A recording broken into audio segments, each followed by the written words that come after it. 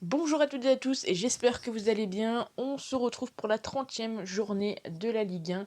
Il y a déjà la vidéo de la Bundesliga qui est sortie ce midi, donc n'hésitez vraiment pas à aller jeter un petit coup d'œil. Et comme d'habitude, un match, un pronostic, une autre information pour ceux et celles qui suivent la chaîne depuis un petit moment. On entame un nouveau mois et donc une nouvelle montante va débuter ce week-end. Donc n'hésitez vraiment pas à vous abonner à la chaîne pour ne rien louper.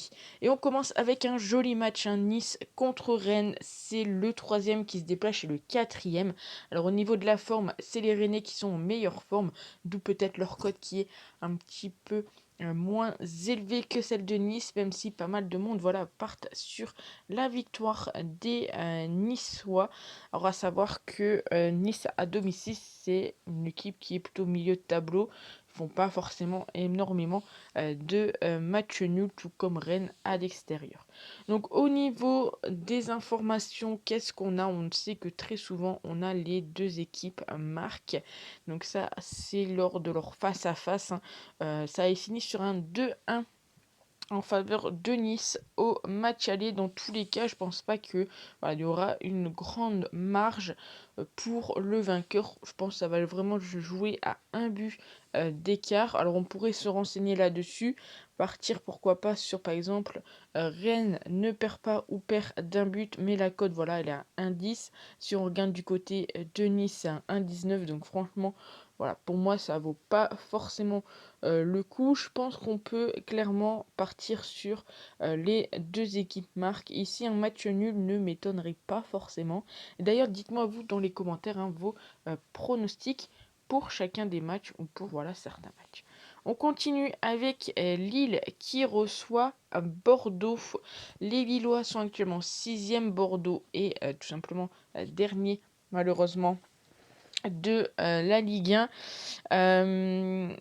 Lille à domicile, logiquement, ils devraient faire le boulot, surtout qu'ils vont jouer quand même contre une équipe de Bordeaux qui a quand même pris 41 buts à l'extérieur, donc c'est énorme, ça fait presque plus de 3,5 buts tout simplement à l'extérieur. Donc il y a vraiment des chances pour que les Lillois aillent chercher un bon écart entre guillemets entre les deux équipes. Moi personnellement, je vois la victoire des Lillois. Après, la cote à 1,48, elle est déjà très intéressante. Mais on peut quand même essayer d'aller chercher autre chose. On sait que Lille est très souvent la première équipe à marquer. Mais là, quand on a une cote à 1,48, ça vaut pas forcément le coup. Le plus de 2,5 peut être assez intéressant. Le fait qu'il y ait bien également Lille est sur 5 victoires consécutives contre Bordeaux. Moi, je vais tenter quelque chose pour ce match. On va tenter tout simplement le fait que Lille marque plus de 1,5 buts. C'est coté à 1,54. Donc on enchaîne avec le match suivant. Saint-Étienne qui reçoit Marseille, le deuxième contre le 18e. Marseille est donc ici favori. On sait une information très intéressante, c'est que très souvent, Marseille est la première équipe à marquer contre Saint-Étienne. Là, Marseille a actuellement une cote à 2,08. Donc le fait que Marseille marque le premier but, la cote doit être tout de même assez intéressante pour l'instant. 1,75. Donc bien évidemment, il se peut que lorsque vous voyez la vidéo, les cotes ont légèrement chuté. Il est vraiment possible. On enchaîne avec Strasbourg contre le RC Lens. Le cinquième contre le huitième. Strasbourg qui a fait énormément de matchs nuls sur les derniers matchs. Du côté de Lens, ils ont fini avec une victoire. Ils ont fait deux nuls, deux victoires et une défaite entre les deux équipes. On sait que très souvent, les deux équipes marquent un but. Du côté de Strasbourg, par contre, on a le fait qu'il n'y a pas forcément énormément de buts. Ici, je partirais bien sur la victoire des Lensois ou le match nul. La cote est quand même à 1,68. Donc il y a pas mal de choix sur ce match. Les deux équipes marquent. Le moins de 2,5, pourquoi pas, mais on sait que Lens, c'est quand même une équipe qui trouve le chemin des défilés, tout comme Strasbourg, qui sont quand même sur 50 buts marqués. Donc je partirais peut-être plus soit sur les deux équipes qui marquent, la cote est à 1,80, ou sur nul ou lance. On va prendre la plus grosse cote, donc les deux équipes marquent, cote à 1,80 pour Strasbourg contre Lens. On enchaîne avec le match de Metz contre Monaco. Monaco, complètement favori ici, avec une cote à 1,53. Je trouve que la cote, elle est très jolie. On pourrait la prendre juste comme ça. Metz, ils sont actuellement 19e. Alors, c'est quand même une équipe qui fait beaucoup de matchs nuls. Au match aller, Monaco a gagné sur le score de 4-0. Il faut savoir qu'entre ces deux équipes, il est très rare de voir les deux équipes marquées. Donc on pourrait clairement partir là-dessus sur les deux équipes ne marquent pas ou tout simplement tenter le fait que Metz ne marquera pas de but. Donc ici c'est 1,72, Metz ne marque pas de but, c'est coté à 2 et ça sera donc mon pronostic pour ce match. On enchaîne avec le match, attention, de Montpellier contre Brest. Montpellier donné favori, cote à 2,08 qui reçoit le stade brestois. C'est le 11e qui reçoit donc le 13e. Encore une fois, on sait que Brest, voilà, ils étaient bien revenus. Là, ils s'écroulent un petit peu ces derniers temps. Du côté de Montpellier, ils sont actuellement 11e. Ils ont voilà, à peu près la même forme que Brest. Entre les deux équipes, Montpellier est sur 12 matchs sans aucune défaite. 5 fois sur 7, on a eu le plus de 2,5 buts. Au match aller, ça a fait 4-0 pour Montpellier. L'année d'avant, du 0-0 et du 2-2. Donc ici, je pense qu'on peut peut-être tenter un petit combo, à savoir Montpellier ou match nul. Et pourquoi pas le plus de 1,5 but, c'est coté à 1,64. Après, si vous ne souhaitez pas jouer le nombre de buts, vous pouvez tenter bien évidemment Montpellier remboursé en cas de match nul, c'est coté à 1,49. On continue, direction Clermont qui reçoit le FC Nantes. Donc Clermont qui est 17e, Nantes qui est 9e actuellement. Donc petit avantage ici pour l'équipe à domicile, cote à 2,52, même si plus de parieurs partent sur la victoire de Nantes. On sait que Nantes voilà, prend des buts contre Clermont. Sur les 3 derniers matchs, en tout cas, Clermont a réussi à trouver le chemin défilé. Entre ces deux équipes, il n'y a pas énormément de matchs nuls. Après, du côté de Nantes, c'est quand même une équipe où il n'y a pas forcément le plus de 2,5 buts. 8 fois sur 10, on a eu le moins de 2,5 buts. Après, Clermont est quand même sur 4 matchs sans aucune victoire, 3 défaites d'affilée. Donc là, partir entre guillemets sur la victoire de Nantes ne serait peut-être pas forcément très étonnant. Par contre, là, on va tenter quelque chose sur ce match. Le fait qu'on ait plus de buts en seconde mi-temps qu'en première. Clairement, c'est pas forcément une équipe qui marque beaucoup de buts en première. Nantes en marque vraiment pas mal, mais on constate clairement que là où ça pêche d'un côté comme de l'autre, c'est la seconde mi-temps.